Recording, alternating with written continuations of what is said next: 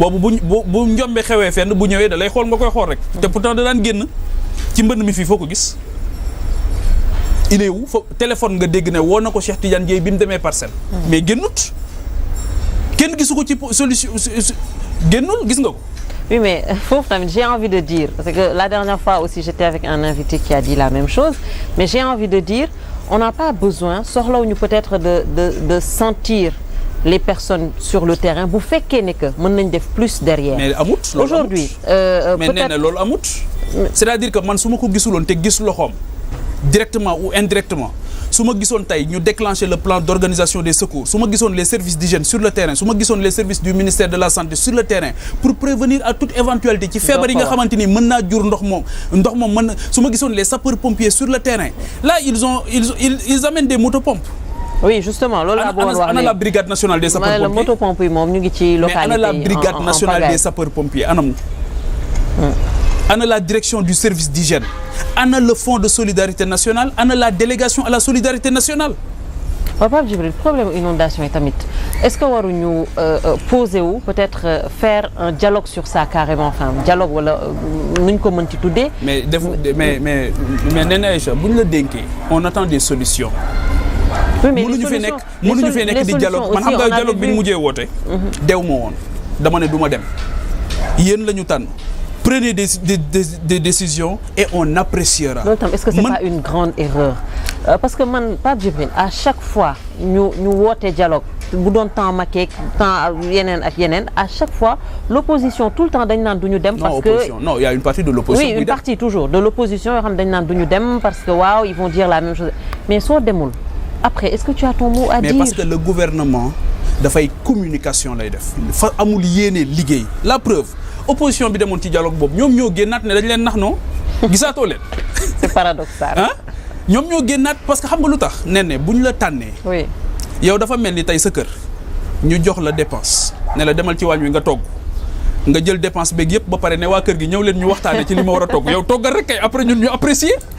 yow parce que yow lañ jox tous les pouvoirs yow lañ jox la responsabilité dialogue yu bari yi ça traduit une irresponsabilité et c'est cette irresponsabilité aujourd'hui qu'on est en train de vivre au sommet de l'État dinaa ci dellu siwaat mais toujours ci dialogue bi da nga ne est-ce que la question des inondations mérité wul dialogue Néné Aïcha est-ce que ñoom bi ñuy doog a ñëw defuñu woon dialogue sur la justice kan mooy gën a laaj justice fi mu ne ñi ànd ak ñoom am nañ déception nee nañ ci justice bi mais ñi àndul ak ñoom tamit xam nañ ne li woon ni wut kon dialogue ba lu mu jur la preuve man dialogue boobu demoon na pour wax la sama bonne foi su ma jàppee ne lii ñuy def nii mën naa am njëriñ je participe je contribue mais damaa jàpp ne amuñu yéene bi il n'y a pas de volonté beneen bi mooy gisuma fi kilifa réew mi amul kilifa fi mu ne au sommet de l'État amul kilifa mais comment on peut dire ça mais man maa ko wax waaw ministre de l'intérieur moo ne réew mi amul autorité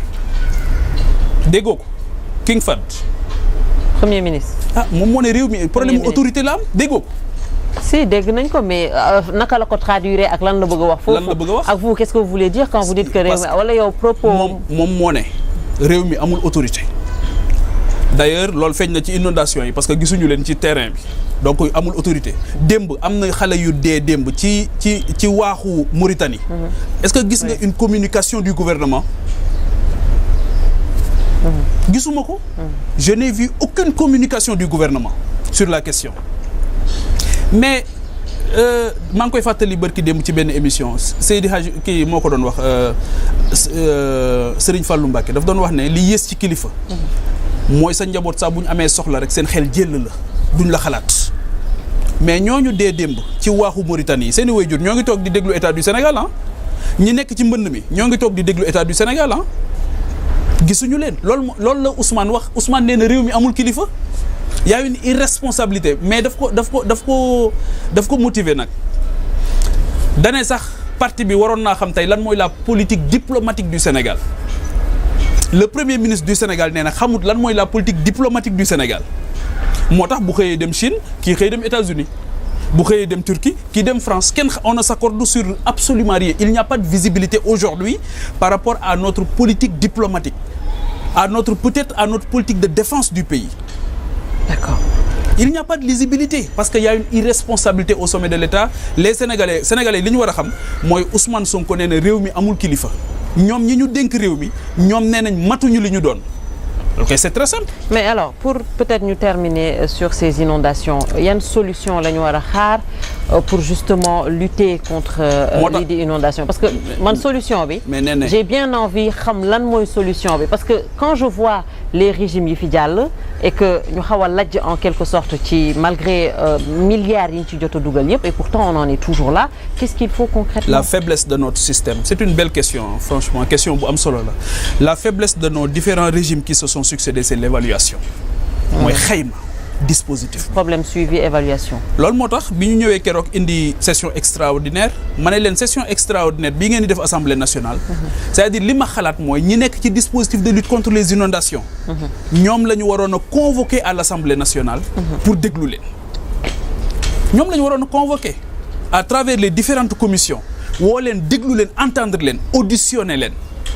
daal di def une mission d'information de l'Assemblée nationale et cette mission d'information de l'Assemblée nationale jël document boobu yóbbul ko le gouvernement et les autres corps de contrôle du gouvernement def ci liggéey pour xam en réalité où se trouve le problème beneen bi mooy il faut que ñu centraliser le dispositif parce que tey dafa bari ñoo xamante ni xam nga li Oustaz Alioune Sall la mës a dégg mu ne sida bi sax ñi ciy dund moo ëpp ñi ciy dee mais mbënd tamit loolu la pendant longtemps dafa am ñoo xam dañ doon ci dund moo tax ñi muy lor am na ñoo xamante ni jàpp nañ ne moment bi ñooñu di loru c'est une opportunité aussi pour se faire de l'argent mais il faut que ñu tëj buntu yooyu yëpp xam ne on ne peut pas continuer am ñenn ñi di dund sur le malheur des autres le malheur des autres ne doit pas faire le bonheur des autres. Non, surtout c'est pareil cas non. Donc dama jàpp ne il faut une évaluation du dispositif il faut de la volonté politique manifeste d'accord uma sax ci ñi naan régime yëpp dañu lajj régime yëpp ku ci ne am na loo def ñii ñoo defagul dara. continuité la war a Cheikh Tidiane Dièye keroog dégg nga ko daf ñu yóbbu New York nee na New York sax day am mbënd bi affaire bi bare dane New York sax day am mbënd. non mais loolu tamit ñëpp yàgg nañ ko wax. mais loolu mais loolu waru ko wax moom su mënul na ne mënuma su jaaxlee na ne kiiwuma ba pare dañ cee def arrogance bu yéeme. comment ça. parce que ñoom dañoo dem Touba bi ñuy waajal màggal gi.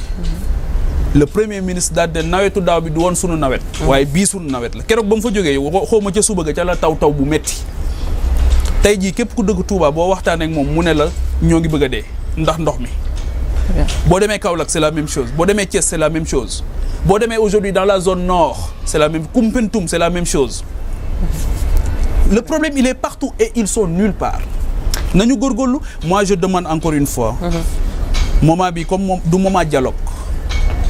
ndax ndox muy fay lakk kenn du ko segg. moment bi nañu def tous les moyens pour génne Sénégalais yi dans ces difficultés nañu taxaw ci seen wet. nañ leen taxaw nañ ci def xaalis. y en a qui souffrent. nañ ci def xaalis pour génne leen ci ndox mi d'abord génn man sa dama jàpp ne c'est une partie du problème mais encore une fois je demande à ce qu'on déclenche le plan Orsec pour le dispositif de solidarité. foofu matelas amatu fa lal amatu fa yëre amatu fa. xëy na sax lu ñu lekk sax amatu fa xëy na sax la fa jotoon a nekk ci ravitaillement sax yàqu na waa ana ñu ñoom donc il faut qu'il bouge mooy mënuñu bunkeriser wu ni le premier ministre il se contente de passer un coup de fil Diomaye il fait de la communication aux parcelles parce que imam bi génn na peut-être bu imam bi génnul woon parcelle Diomaye du fa dem imam bi génn noonu yuuxu moo tax xëy na Diomaye dagg ay vacances am nee na ma nga woon fële ca Toubacouta daal di ñëw parcelle bi mu fa jógee la génn réew mi moom Diomaye moo ngi ci biti ça fait presque 10 jours qu'il est hors du pays et que keneen ki moom mu ngi fii kenn xamul fu mu ne xaw ma Petit Palais la ne xaw ma Primature mais en tout cas on ne le voit pas. alors Pape Djibril député nga alors ñu bëggoon xam comment se passe l'Assemblée nationale comment se porte aussi l'Assemblée nationale dañoo jaayoon peut-être benn rupture ah ci Assemblée nationale est-ce que vous êtes en train de vivre cette rupture. rupture moom amul moom. amul. pour man on a le président de l'Assemblée nationale le plus immature